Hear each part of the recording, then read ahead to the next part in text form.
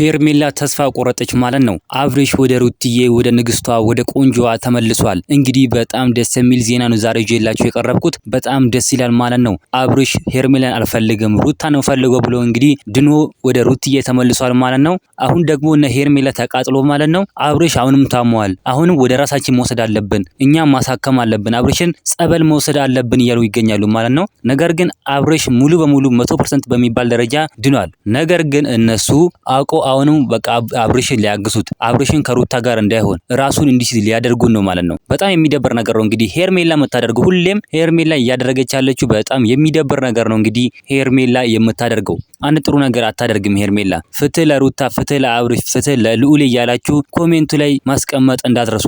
በጣም የሚደብር ነገር ነው። እንግዲህ ሄርሜላን አሁን ተስፋ ማስቆረጥ አለብን። እኛ ተስፋ እየቆረጠች ነው ሄርሜላ።